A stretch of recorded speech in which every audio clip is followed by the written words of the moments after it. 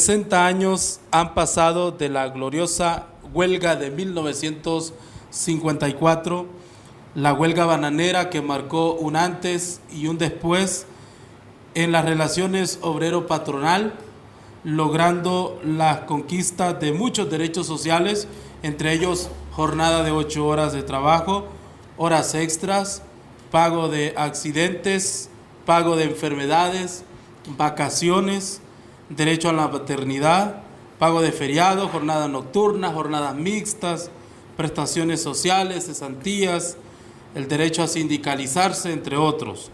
Se logró el reconocimiento de los derechos sociales, pero han pasado 60 años. ¿Qué ha pasado con estos derechos sociales a lo largo de los 60 años? ¿Se están cumpliendo? ¿Qué ha pasado con el sindicalismo hondureño y el movimiento social en general? ¿Habrá la posibilidad de repetir una lucha tan importante como lo fue la huelga bananera de 1954? Son preguntas que en el marco de estos 60 años de la huelga de 1954, hoy queremos reflexionar en este espacio de análisis de la realidad. Y para tratar este tema, hoy nos acompaña un estudioso del movimiento social hondureño. Se trata de Gustavo Irías. Él es analista político hondureño, investigador social. Él es el director ejecutivo del Centro de Estudios para la Democracia, CESPAD. Lo tenemos con nosotros y le damos la bienvenida a este espacio de análisis de la realidad. Bienvenido, licenciado Gustavo Irías. Muchas gracias por la invitación y por permitirnos compartir nuestras reflexiones sobre este día tan importante. ¿Cuál fue el contexto en el que se desarrolló esta huelga de 1954 de manera general? Tal vez antes de responder directamente su interrogante, decir que 1 de mayo significa una doble conmemoración desde el punto de vista histórico. En primera instancia, que tiene una connotación internacional y nacional, pero que ambos acontecimientos están interrelacionados. Como todo nuestro auditorio debe saber, 1 de mayo se conmemora el asesinato de 6 dirigentes sindicales, obreros, en la ciudad de Chicago, Estados Unidos, que se dio en el marco de una huelga general de los trabajadores estadounidenses que viviendo una situación de semi-esclavitud luchaban precisamente por el derecho a las 8 horas de trabajo. Ese acontecimiento fue tan brutalmente reprimido en 1886 que en 1889 la Segunda Internacional Socialista lo declaró como Día Internacional de los Trabajadores. Pero a la vez, el 1 de mayo de 1954, hace 60 años, como usted mismo lo ha indicado correctamente, estamos conmemorando la primera manifestación de los obreros hondureños celebrando ese día. ¿Qué significó? Y que se da también en el marco de la declaratoria de una huelga general, dentro de la cual una de las reivindicaciones muy importantes era precisamente el derecho a una jornada de 8 horas. Decir que la huelga del 54 se dio en un contexto histórico muy distinto al que tenemos. Era una Honduras muy fragmentada, una Honduras que tenía su dinámica económica centrada o limitada en el enclave bananero, donde el banano era el eje central y único de la economía. Un país con una población que no llegaba a 2 millones de habitantes, pero dentro de la cual el 50% de la población asalariada de aquel entonces era representada por el proletariado bananero. En principio eso es lo que puedo anotar como contexto histórico. ¿Qué pasaba al interior de las bananeras ¿Qué pasaba al interior de estas compañías transnacionales bananeras para que pues saliera este movimiento obrero que concluye con esa huelga tan importante, esa huelga de 1954? ¿Qué es lo que estaba pasando al interior para podríamos llamar, esta revuelta de los obreros? Bueno, es importante destacar que es un proceso de una larga acumulación. Por lo menos 3 décadas de lucha de los obreros bananeros por tener condiciones dignas de trabajo, por obtener sus derechos básicos como proletarios, que venían siendo reprimidas y sofocadas permanentemente.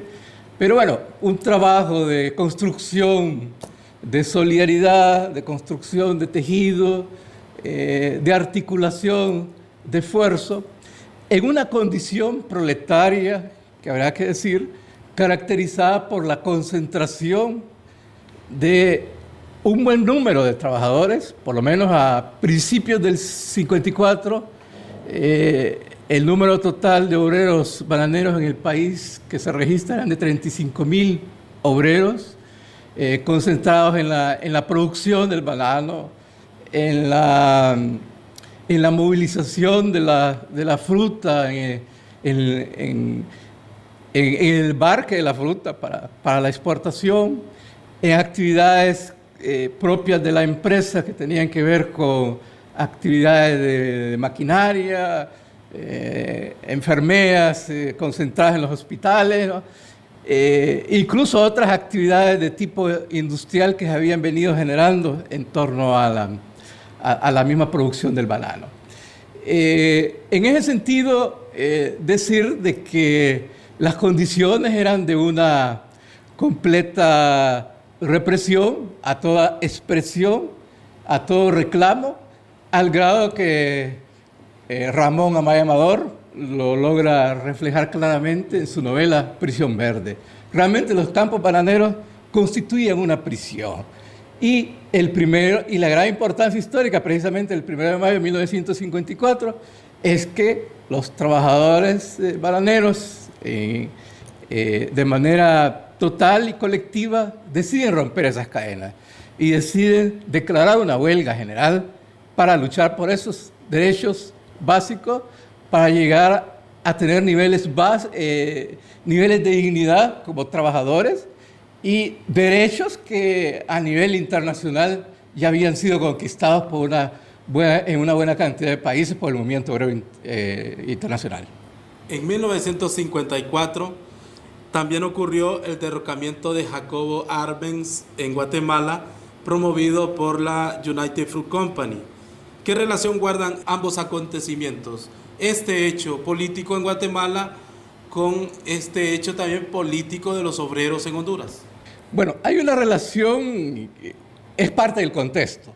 Hay que recordar que esta huelga bananera fue calificada por las empresas bananeras y por los voceros del gobierno como parte de una conspiración del comunismo internacional alentado desde Guatemala. No muy diferente en ese sentido a las circunstancias que en los últimos periodos históricos hemos vivido posterior al 54, donde cualquier lucha del sector popular es catalogada como una conspiración comunista. Realmente no había mayor relación, no era una conspiración internacional, era una lucha legítima de los trabajadores, pero decir que eso fueron uno de los argumentos utilizados por los sectores dominantes en este país para prestarse al derrocamiento del gobierno progresista de Arbenz, que tampoco era un gobierno comunista, era un gobierno progresista que venía impulsando una reforma social muy importante, sobre todo una reforma agraria que había afectado los intereses de las compañías bananeras en Guatemala. ¿Y qué influencia tuvo la dictadura de Tiburcio Carías Andino, tomando en cuenta que este hecho histórico de 1954 se da 6 años después de terminada la dictadura de este general? Bueno, creo que este es un hecho interesante, en tanto que la dictadura de Carías prácticamente mantuvo en la clandestinidad, obligó a que el movimiento obrero actuara en la clandestinidad dentro de las compañías bananeras, porque el movimiento obrero realmente no surge exactamente en 1954, ¿no? Como digo, es una larga gestación de más de 30 años y que la dictadura careísta vino pues a representar un reflujo de este movimiento, y que este movimiento, para preservarse, para garantizar la integridad física de sus dirigentes, tuvo que actuar en clandestinidad durante muchos años. El fin de la dictadura careísta pues abrió espacios de una u otra manera para que generara condiciones favorables a la expresión pública abierta de este movimiento obrero, y que pudiera generar la masividad que logró generarse. Insisto que también la condición proletaria de 1954 está caracterizada, y lo señalo porque más adelante veremos las diferencias, por la gran concentración de trabajadores en el marco de las fincas bananeras, en el marco de las actividades que estaban relacionadas a la exportación del banano, que veremos que en el devenir de la historia esa condición obrera va modificándose. Gracias, amigos y amigas, por continuar en nuestra sintonía. Hoy estamos dialogando con el licenciado Gustavo Irías. Él es analista político, investigador social, director ejecutivo del Centro de Estudios para la Democracia, CESPAD. Estamos hablando sobre estos 60 años de la huelga de 1954 y los retos que esto representa para el movimiento social hondureño. ¿Cuál fue la clave del éxito, o las claves para el éxito de este movimiento obrero de 1954? Bueno, cuestión fundamental fue la organización y la unidad. Esos son los factores de éxito de este movimiento, que aparte de representar una de la gesta más importante del movimiento obrero y sindical del país hasta este momento, representó la primera inflexión o quiebre histórico en la Honduras moderna. Le digo esto por lo siguiente, porque los obreros, en base a su organización y unidad, lograron sus derechos básicos, como usted lo mencionaba como inicio, dentro de los cuales un logro muy importante es el derecho a la libertad de organización, a la libertad de huelga, pero el significado, la implicación de este movimiento obrero va más allá de la conquista de derechos y beneficios básicos para los trabajadores. Significa realmente la conquista de las libertades democráticas básicas en el país. El movimiento, la huelga histórica de 1954 en Honduras abrió la brecha para la organización de los demás sectores populares. Y así tenemos que a partir de la huelga de 1954, que implicó la aceptación de la clase dominante del derecho a los obreros y a otros sectores, a su organización, a su movilización, vino el surgimiento del movimiento campesino, el surgimiento de las organizaciones o sindicatos magisteriales, el surgimiento del mismo movimiento estudiantil y otros sectores que han desempeñado un rol muy importante en la democratización de este país, probablemente más importante de lo que han desempeñado los partidos políticos en Honduras. Entonces, yo quería destacar ese hecho que me parece muy importante subrayarlo, quiebre, inflexión histórica y conquista de las libertades democráticas que, insisto, fueron más allá de lo que eran los mismos objetivos de la huelga. Esto cambió la relación obrero-patronal. Definitivamente cambió la relación obrero-patronal en el marco de las compañías bananeras, y posteriormente hay que destacar que esto implicó la multiplicación de la organización obrera, de la organización sindical, y así vemos que en los años 60, todavía en los años 70, el movimiento obrero, los sindicatos desempeñan un papel muy importante. La condición proletaria del 54, esa concentración de los trabajadores en la fábrica y la posibilidad de que esa concentración genera organización, genera solidaridad, genera demanda frente al Estado, implicó la conquista de beneficios, de derechos básicos para un buen sector del movimiento obrero en el país. Quisiera, don Gustavo, que usted nos hiciera un ejercicio de manera breve, concisa y precisa, trazarnos el derrotero seguido de la huelga de 1954 hasta nuestro tiempo. ¿Cuáles han sido los hitos más importantes desde 1954 hasta nuestro tiempo? Es decir, ¿cuáles han sido esos hitos más importantes en estos 60 años? Bueno, no tan fácil, ¿eh? Bueno, partimos de la misma huelga del 54, que decimos significa la conquista de derechos básicos y significa la conquista de las libertades democráticas esenciales para toda la hondureñidad. Seguidamente vemos como hechos importantes la organización del movimiento campesino y la lucha por una reforma agraria, que se traduce en una primera ley de reforma agraria, un gobierno liberal villedista, y posteriormente lo que conocemos la reforma agraria de los años 70 de los militares, está vinculado, es parte de este proceso.